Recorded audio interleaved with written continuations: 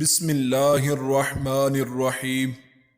اسلام کی تاریخ بہت ہی دلخراش واقعات سے بھری پڑی ہے۔ ایسا ہی ایک واقعہ سلطنت عثمانیہ کی بنیاد سے پہلے پیش آیا۔ اہل عرب عموماً ایک جملہ کہتے ہیں، اسلام سورج کی طرح ہے، ایک ملک میں غروب ہوتا ہے تو دوسرے میں طلوع ہو جاتا ہے۔ 1258 سن عیسوی میں مسلمانوں پر قیامت صغریٰ قائم ہو گئی تھی۔ عروس البلاد شہر یعنی بغداد پر منگولوں نے ایسی قیامت ڈھائی کہ تاریخ میں اس کی مثال نہیں ملتی۔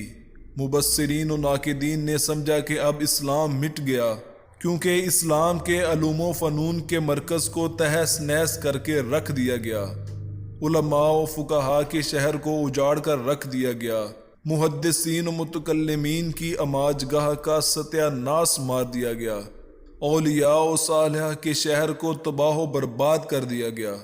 مگر عین 1258 سن عیسوی میں، یعنی اسی تباہی و بربادی کے سال، حکیم مطلق جناب رب العزت نے امت مرحومہ کو ابو السلاطین حضرت غازی عثمان رحمۃ اللہ علیہ کی صورت میں ایک سورج عطا فرمایا، جس نے تاریخ کی عظیم سلطنت اور مسلمانوں کی سب سے طویل المدت بادشاہت قائم کی تھی۔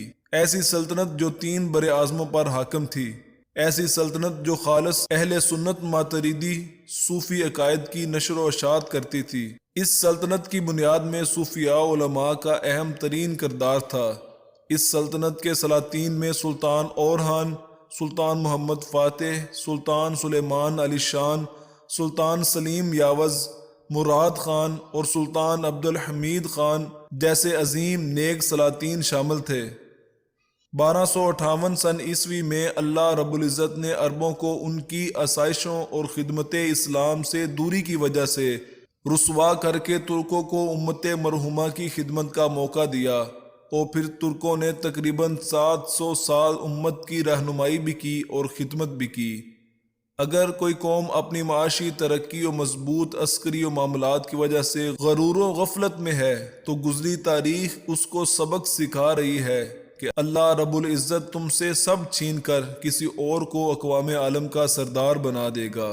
فروغ شمع تو باقی رہے گا صبح محشر تک، مگر یہ بزم پرانوں سے خالی ہوتی جاتی ہے۔ فروغ شمع یعنی سلام تو بڑھتا جائے گا، مگر خود دیکھ لیں کہ ایک قوم کی حیثیت سے ہمارا اس فروغ میں کتنا حصہ ہے۔